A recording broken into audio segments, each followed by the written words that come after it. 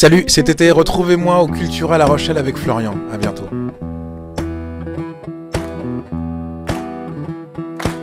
C'est l'histoire d'un ange déchu, perdu entre vice et vertu. Question du jour, c'est salutaire. Qu'ai-je fait de mon Pierrot lunaire? Tant d'indolence. Eh bien, bonjour à tous, bienvenue sur Cultura Le Mag, votre magazine culturel à La Rochelle, en direct du magasin Cultura. Aujourd'hui, notre invité, c'est un grand monsieur de la musique, ça fait déjà de nombreuses années que vous le suivez, c'est Tété. Bonjour Tété, comment ça va ? Bonjour, ça va super et vous ? Ça va super, alors bienvenue à La Rochelle, bienvenue à Cultura. Alors Cultura, c'est presque... t'es donc ambassadeur de Cultura, puisque c'est, je crois, le 10e magasin que tu fais, à quelque chose près. Donc Cultura, c'est une grande histoire maintenant. Ouais, alors je viens d'apprendre que c'est une enseigne qui avait 18 ans. Mais c'est vrai que nous, ça fait quelques mois qu'on collabore de manière plus étroite avec le magasin Cultura. Ce qui nous a séduit, c'est la démarche du magasin, d'amener la culture partout en France et d'en faire une expérience. Avec les ateliers de musique qu'il peut y avoir, avec le côté art plastique qu'il y a, sachant que c'était ma première vocation, enfin voilà. Et ça nous semble être le prolongement naturel de ce qu'on essaie de faire en musique. Alors, l'occasion de ta venue, alors on le sait, là il y a une tournée là, qui s'est préparée, qui arrive très très vite. Les chroniques de Pierrot Lunaire que je vais présenter aux internautes. Donc cet album, on va revenir un petit peu sur la genèse de ce projet. Comment il est né cet album ? Cet album en fait il est né d'un fil rouge, d'une histoire. L'histoire de cet homme qui aurait pu être vous ou moi, qui comprend plus le monde qui l'entoure, qui nous entoure, avec la violence qu'on connaît. Et donc cet homme arrive à la conclusion que la solution c'est peut-être de changer son regard sur les choses, à défaut de pouvoir changer les choses. Et changer son regard c'est retrouver son Pierrot lunaire. Donc à partir de là il va aller de chanson en chanson, essayer de retrouver son Pierrot lunaire, c'est-à-dire le rêveur, un peu mélancolique, avec un autre rapport au temps qu'il y a en chacun de nous finalement. Voilà l'histoire de cet album, de ce projet Pierrot lunaire. Alors là, on sort du showcase en magasin. On t'a senti très ému puisque le public l'était aussi. Beaucoup de gens. On a vu notamment des gens pendant la dédicace pleurer de joie. Quel effet ça te fait ? Je suppose tu dois être ravi, tu dois être enchanté, mais quel effet ça fait de voir son public pleurer J'ai du mal à trouver les mots pour parler de ça. C'est surprenant, ça touche. Et puis ça donne envie de prendre 2 fois plus de plaisir en fait, parce qu'on se dit qu'on a de la chance de pouvoir continuer.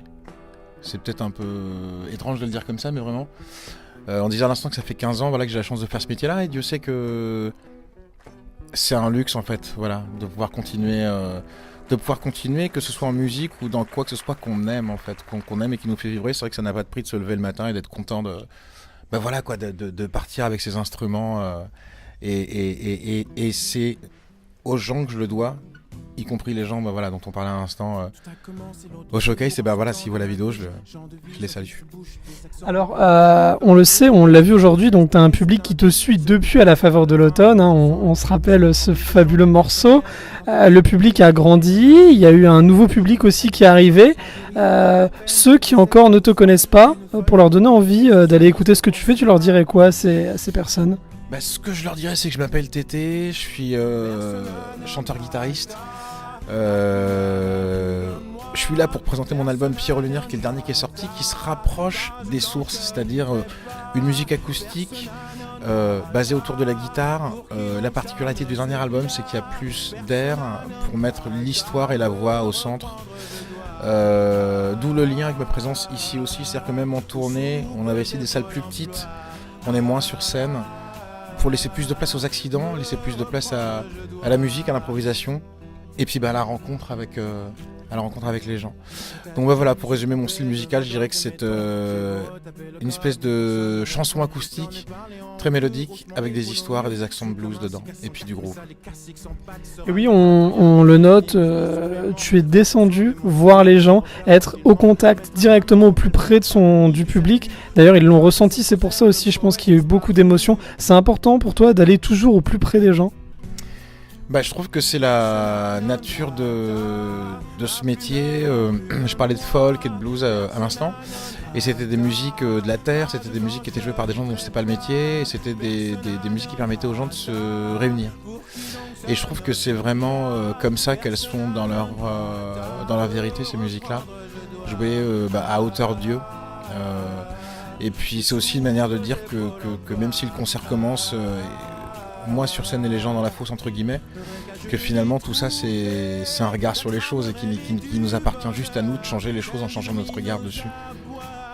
Avant de se quitter, te souhaiter plein de bonheur pour cette tournée qui arrive. D'ailleurs, je rappelle, toutes les dates sont sur le Facebook de Tété. Vous tapez Tété dans la barre de recherche et vous avez toutes les dates de cette tournée qui arrive.